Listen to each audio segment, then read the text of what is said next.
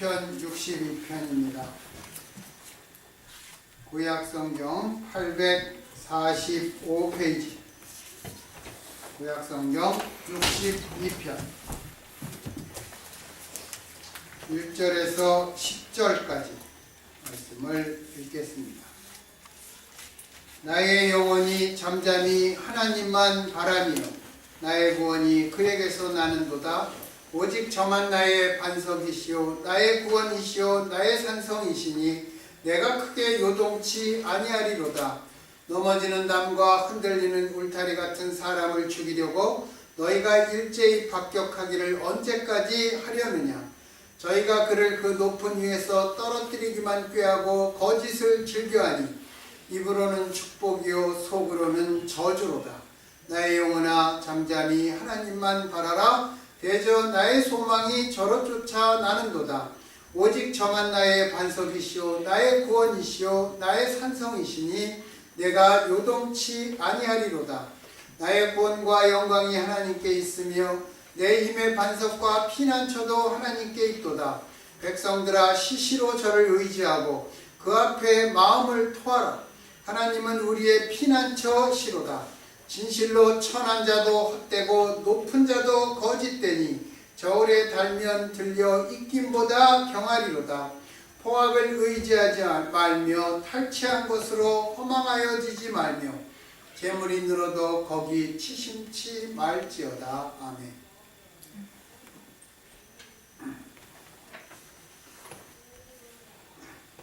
새해가 시작하고 두 번째 주일입니다.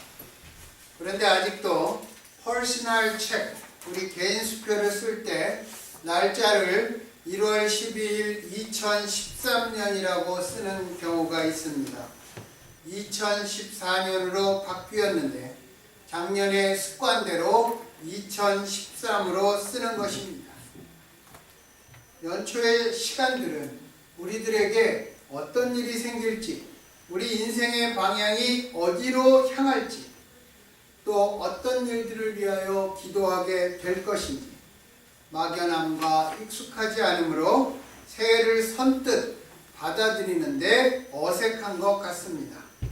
새로운 계획을 세우고 새로운 결단을 하지만 아직은 익숙하지 않은 것 같습니다.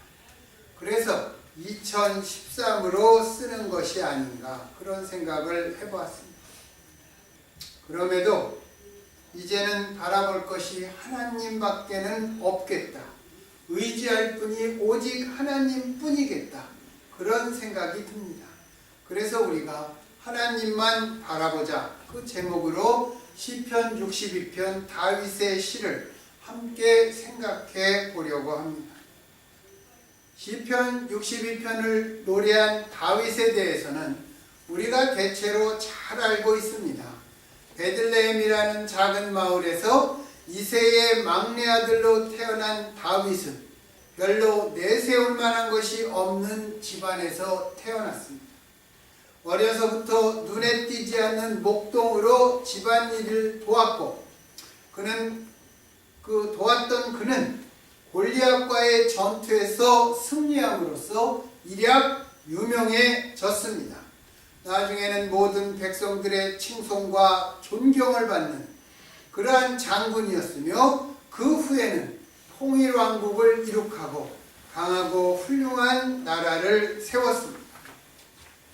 왕위에 앉아 절대 권력을 가지고 부귀와 영화를 누렸던 그러한 이스라엘의 황금기를 이루었던 왕이었습니다.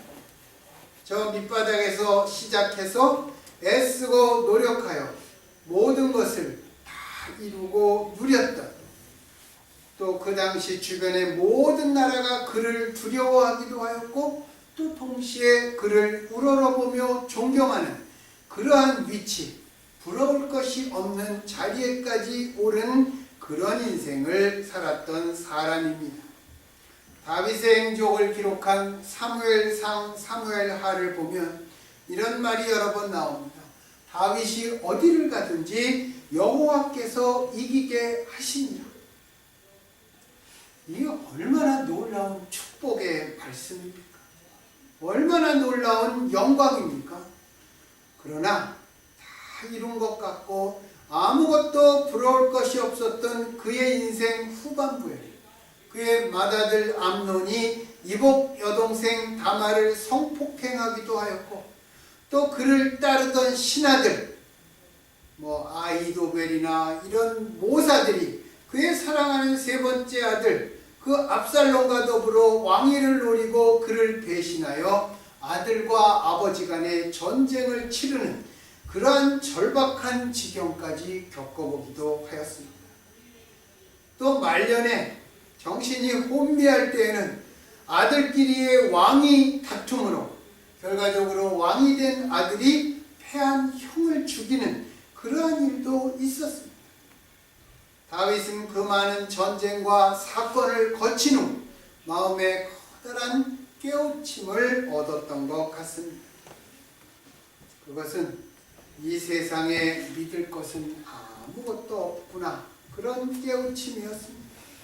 그것이 시편 62편의 다윗의 노래입니다. 온 인생을 다 걸고 성취하려고 하였던 권력과 명예와 부귀영화를 얻었지만 그 중에 아무것도 자기를 지탱해 줄 힘이 되는 것이 없다는 것을 깨달은 것입니다. 여러분, 등산 가보셨죠? 저는 많이 올라가 보지는 않았지만 그래도 우리나라의 높은 산 몇 개는 올라가 보았습니다. 힘을 들여 정말 큰 산을 올라가면서 이렇게 꼭대기가 안 보이잖아요. 큰 산을 올라갔다 내려갔다 이러면서 올라가는 거 아닙니까? 그 서울에 있는 그 청와대 뒤에 있는 북악산은 이렇게 쳐다보고 올라가면 됩니다. 그러나 우리나라에서 제일 크다는 지리산, 또 태백산, 설악산 이런 것들은 갈 때 내가 올라가고 있는 건지 그런 것들을 모릅니다. 그렇게 해서 정상에 탁 올라가면 뭐가 있습니까? 산하가 내 발밑에 보이는 그러한 것도 있지만 그 정상에서 나를 기다리고 있는 것은 황량한 바람입니다. 바람이 불어가요. 그게 정상의 자리가 아닌가, 제가 그런 생각을 했습니다. 그리고 그 다음에 내가 해야 되는 일은 무엇입니까? 이제는 내려가는 일만 남았습니다. 사진 몇 장 찍고 내려가는 일만 남았습니다. 다윗이 왕위에 올라서 아마 그거를 깨달은 것이 아닌가, 그 제 짧은 소견에 그렇게 투영을 해봅니다. 그렇지만 내가 정상에 올랐지만 나를 지탱해 줄 힘이 되는 것이 이것이 아니구나, 그 사실을 깨닫고 인정하는 순간 비로소 그의 마음은 평안해질 수 있었습니다. 배신을 겪어보고 인생의 아픔을 겪을 때 다른 사람을 미워하고 한까지 맺혔던 그 마음, 내가 당한 만큼 똑같이 되갚아주겠다는 복수심이 비로소 잠잠해질 수 있었던 것입니다. 다윗이 왕된 다음에 복수를 해야 되는 사람이 몇 명 있는데 다윗이 복수를 하지 않았어요. 성경을 읽어보시면 제가 참 궁금했습니다. 이것을 왜 그랬을까? 왜 자기를 대적해서 사울의 편에 들어서 자기를 공격했던 내리 아들 아브넬 같은 사람, 나중에 자기 아들 압살롬 편에 들어서 자기를 대적했던 아마샤는 자기의 사촌입니다. 그런 사람들을 다윗이 복수하지 않고 징벌하지 않았습니다. 왜 그랬을까? 그런 궁금증이 있습니다. 그가 내가 똑같이 갚아주겠다, 그 복수심이 비로소 잠잠해질 수 있었던 것, 그것은 이 세상에는 절대적인 것이 없다, 이 세상에는 무엇 하나 영원히 믿을 것이 없다는 것과 오직 하나님 외에는 구원과 소망을 둘 곳이 없다는 것을 깨닫자 그의 마음은 고요해지고 전혀 다른 차원에서 새로운 동기와 용기를 얻을 수 있게 되었던 것입니다. 다윗은 시편 61편을 그의 노년에 썼다고 알려져 있습니다. 그런데 그런 걸 안 찾아봐도 다윗의 문체만 보아도 인생을 아는 사람의 시, 그렇게 보입니다. 잠잠히 하나님만 바라. 그 말은 젊은 사람들은 도저히 할 수 없는 말입니다. 그래서 우리 그 한국 사람들의 나이가 60을 이순이라 하잖아요. 이순. 네? 이순 아십니까? 귀자에 순할 순자를 쓰는 것입니다. 우리가 귀에 들리는 대로 원만하게 듣는다. 그리고 거기에서 한 걸음 더 나가면 원만하게 들으니까 듣는 것을 이해한다. 그런 말이 이순이 가지고 있는 뜻입니다. 그 이순의 나이를 가진 사람만이 할 수 있는 그러한 시가 시편 64편. 나의 영혼아 잠잠히 하나님만 바라. 젊을 때는 그런 말을 할 수 없습니다. 인생을 깊이 알게 된 다윗은 이 세상에는 믿을 것이 없다, 그렇게 고백하는 것입니다. 3절에 보면 흔들리는 울타리 같은 인생, 즉 내가 아무것도 아닌 인생, 그런 말입니다. 도대체 나는 무엇을 위하여 머리가 허옇게 될 때까지 그렇게 쫓아다녔는가?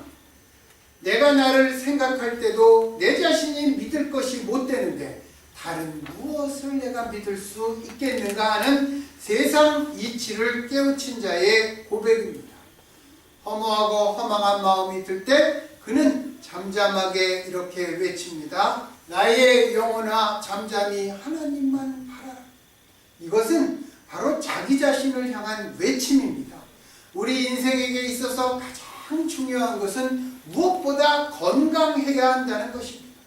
건강을 잃으면 모든 것을 다 잃게 되기 때문입니다. 여러분, 우리가 성경을 이렇게 읽다 보면 다윗이 병이 들었다, 이런 얘기가 안 나오죠. 다윗도 심하게 아파서 다시 일어나지 못할 정도로 병이 들었던 적이 있었나 봅니다. 시편 41편 8절에 보면 다윗이 이르기를 악한 병이 저에게 들었으니 이제 저가 눕고 다시 일어나지 못하리라. 다윗을 배반했던 사람들이 한 말입니다.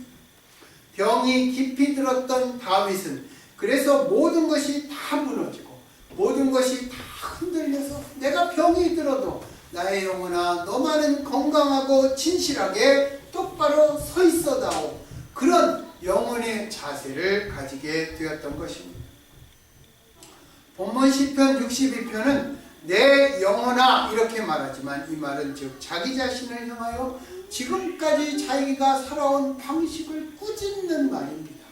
1절과 5절에 잠잠히 하나님만 바라라는 말은 잠잠하라는 말입니다. 우리는 본능적으로 무슨 작은 일만 생겨도, 특히 좋은 일이 생기면 누구에게나 이야기하고 싶어 합니다.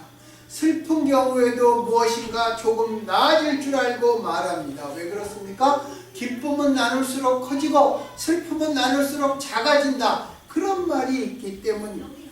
그렇지만 어떤 슬픔은 이야기할수록 더 서글퍼지는 것도 있습니다. 그리고 진짜 큰 고통과 슬픔을 당하면 말하는 것보다는 도리어 입을 다물게 되는 것입니다. 잠잠하라는 말은 우리가 어려운 일을 당했을 때 억울하다고 핑계대고 다른 사람을 원망할 때 그 핑계나 원망을 멈추라는 말입니다.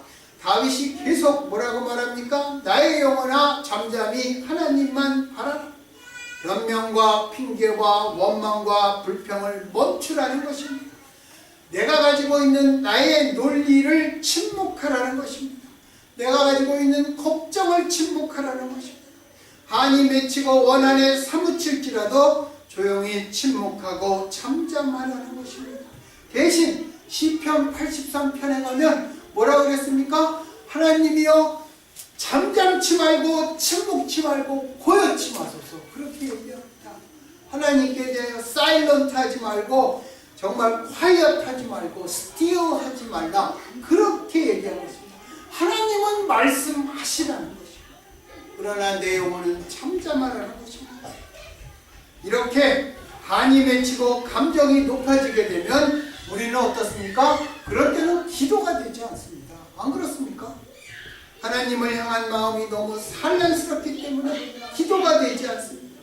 또 기도한다고 하면서 하나님을 향해 따지고 원망하고 절규하고 소리소리 지르며 대드는 것은 나이 먹은 다윗, 신앙이 깊어진 다윗의 입장에서 보면 기도라 그러기에는 조금 문제가 있는 것 같습니다. 제가 이거에 대해서 이렇게 자신 있게 말하는 이유는 제가 이런 기도를 참 많이, 참 오랫동안 기도를 했거든요. 저는 하나님을 이제 믿은 지 28년, 29년이 돼가는데 저는 지금까지 예수 믿고 시작한 기도 중에 아직도 하나님이 안 들어주시는 거죠. 나는 아직도 저는 그 기도를 합니다. 아직도 그 기도를 날마다 합니다. 어떤 사람이 뭐 하나님이 기도하면 다 들어주신다 아닌 것도 있거든요. 그래서 제가 기도한다고 하면서 제가 심지어는 주님을 피보석에 앉혀놓고 나의 논리와 나의 잣대로 주님을 탁달한 적도 많이 있습니다. 그리고 40일 기도해서 안 되면 또 40일 더 합니다. 그래도 안 되면 100일 기도하면서 마치 하나님과 대결하는 것처럼 하나님께는 할 소리 다 하고 원망과 불평 다 하면서 싸우듯 기도했습니다.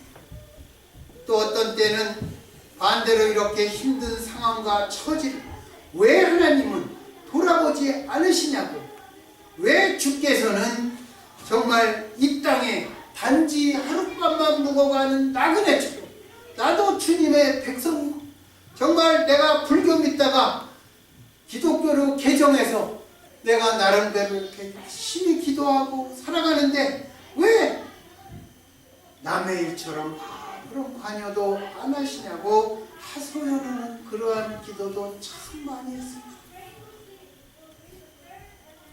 제가 어떤 때는 기도만 하면 통곡이, 그 기도를 제가 8년을 했습니다.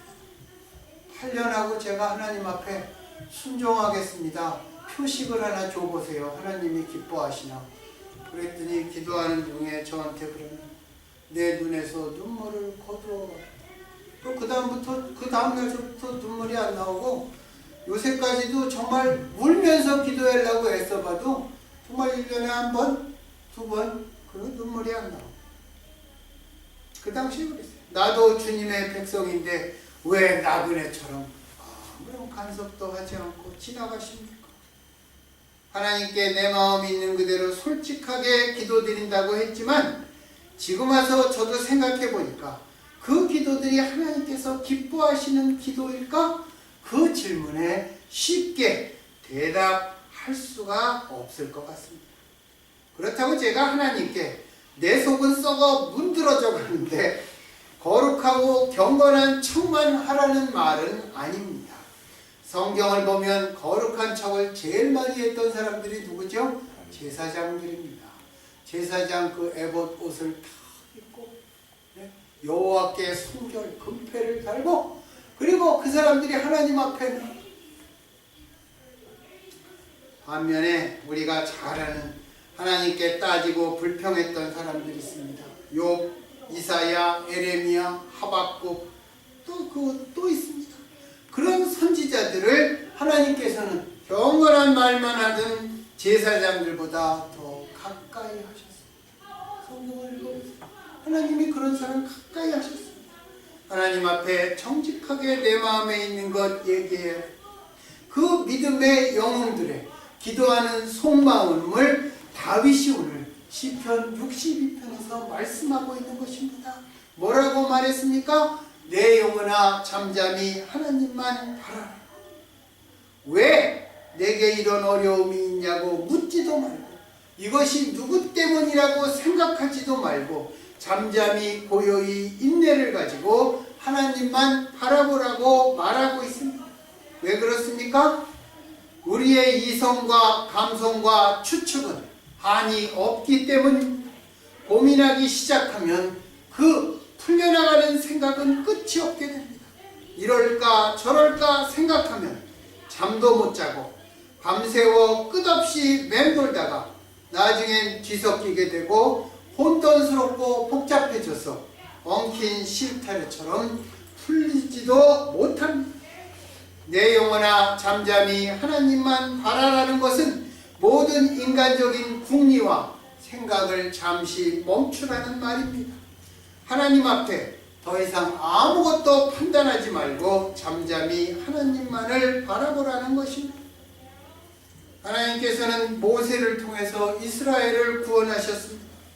60만 대군을 하나님께서 인도하셨는데 이스라엘은 애굽을 떠날 때 어땠습니까? 기쁨과 확신으로 출발하였지만 그들이 람셋에서 출발해서 숫꽃과 광야 끝 에담과 홍해앞 믹돌까지 단 며칠 어떤 성경학자들은 이게 보통 한 3일 걸렸을 것이다 그렇게 얘기합니다.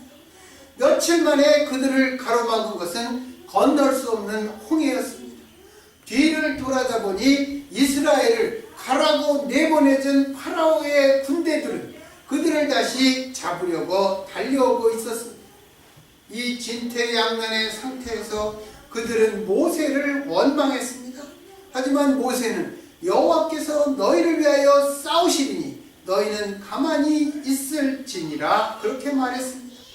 조용하라, 하나님께 뭐라 말하지 말라, 시비를 가리지 말고 조용히 하나님만 바라보라는 것이었습니다. 하나님께서는 홍해를 통해서 이스라엘 백성들이 이제는 더 이상 인간의 힘으로 할 수 없는 것들을 하나님께 내어 맡기는 겸손한 믿음으로 철저히 낮아지고 그 낮아진 마음으로 하나님을 바라보라고 가르쳤습니다. 그래서 가나안 땅을 쳐들어갈 때 정말 여호수아가 전쟁을 33번 합니다. 그런데 나중에 보면 가나안 땅의 전쟁이 뭐라고 표시됐습니까? 여호와의 전쟁비라고 표시되어 있습니다. 하나님께서 대신 싸워주셨다는 것입니다. 우리에게도 오직 하나님의 능력, 오직 하나님의 지혜, 오직 하나님의 사랑, 오직 하나님의 뜻과 경륜을 믿고 그것만을 의지하는 겸손함이 요구되는 시작의 첫 때입니다. 누가 어떻고 누가 잘못되었다는 이야기는 이제 작년 말로 끝내야 합니다. 우리를 향한 하나님의 깊으신 뜻을 바라보며 그 말씀에 겸손하게 철저히 발가벗은 모습으로 또 내 자신 있는 그대로의 모습으로 그리고 하나님을 믿고 신뢰하는 모습으로 우리가 나아가야 할 것입니다. 왜 그렇습니까? 왜 하나님을 믿어야 됩니까? 2014년 아직 우리가 살아보지 않은 시간들이기 때문에 그렇습니다. 우리 인간에게는 과거의 경험을 바탕으로 현재의 상황을 판단하는 그러한 계산적인 사고의 능력이 있습니다. 그리고 또 현재를 바탕으로 미래를 예상하는 사고의 기능도 갖고 있습니다. 여기에 또 하나 더 있는 것이 영감적인 사고입니다. 영감적인 사고, inspirational thinking이라고 할 수 있겠습니다. 그런데 이것은 이 영감적인 사고는 현재에서 미래를 보는 것이 아닙니다. 과거에서 현재를 보는 것이 아닙니다. 미래에서 현재를 보는 영감입니다. 하나님을 믿는 신앙인들은 먼 미래를 바라볼 수 있습니다. 이 땅의 마지막 날 아니면 내가 하나님 앞에 한 날을 우리는 바라보고 있습니다. 즉 하나님의 약속인 그 새로운 언약으로부터 거기서 시작해서 현재를 생각하는 것입니다. 그래서 우리가 진정으로 하나님을 믿는다면 하나님께서 주시는 영감적인 사고 안에서 현재의 고통을 바라보며 이겨나갈 수 있는 사람이 될 수 있는 것입니다. 영감적인 사람은 나로부터 사고를 출발하는 것이 아니라 하나님으로부터 시작하는 것입니다. 나의 생명, 나의 소망, 나의 능력, 나의 영광이 모두 하나님께로부터 나온 것이기 때문입니다. 다윗을 보십시오. 모든 구원이 하나님으로부터 오는 것이라고 고백하고 있습니다. 그러기에 그는 현 상황을 바라보고 우왕좌왕하는 게 아니라 하나님을 바라보며 참으로 평강 그 마음을 가지고 있습니다. 나의 영혼아 하나님을 잠잠히 바라라. 여러분, 우리는 지금 무엇을 바라고 있습니까? 무엇을 소망하고 있습니까? 소망하는 모든 것들보다 먼저 잠잠히 하나님만 바라보고 있습니까? 새해가 시작된 이 시점에서 우리를 향한 하나님의 뜻을 먼저 찾고 구하고 두드려야 하지 않겠습니까? 올해도 살다 보면 어려움이 생겨서 낙담할 때도 있을 것입니다. 그런데 돌이켜서 생각해 보면 기독교 역사상 가장 어두웠던 때가 언제였습니까? 그리고 가장 기쁨이 충만했던 때가 언제였습니까? 가장 어두웠던 때는 예수님께서 십자가에서 돌아가셨던 때입니다. 가장 기뻤던 때는 예수님께서 부활하셨던 때입니다. 여러분, 예수님이 정말 부활하시고 정말 얼마나 기뻤습니까? 믿을 수 없을 정도로 기뻤습니다.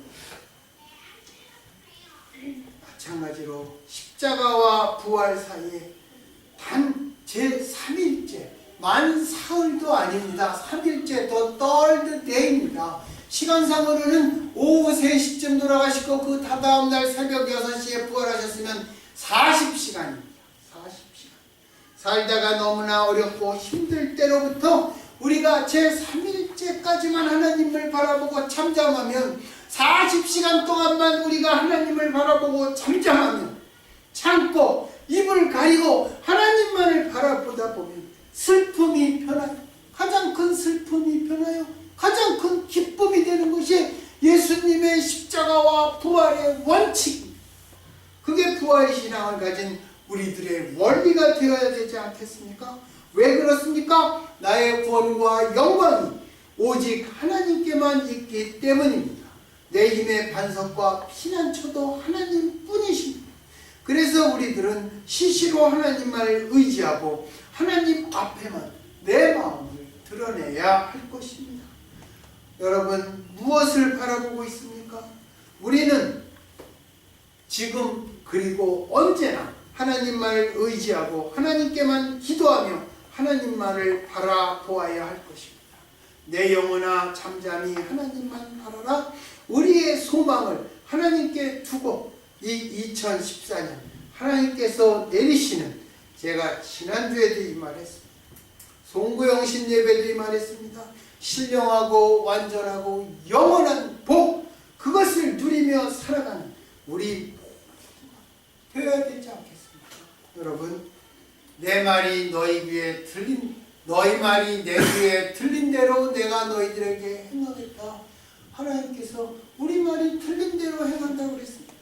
그 하나님 앞에 신령하고 완전하고 영원한 복, 우리가 그러한 것, 우리가 그리고 복의 근원이 되는 그러한 기도, 그것을 드려야 우리의 기도를 들으신 대로 베푸실 것입니다. 그것은 언제나 아버지만을 바라보셨던 우리 주 예수 그리스도의 모습이고, 우리 주 예수 그리스도를 따라가는 우리들의 모습이어야 할 것입니다. 기도하겠습니다.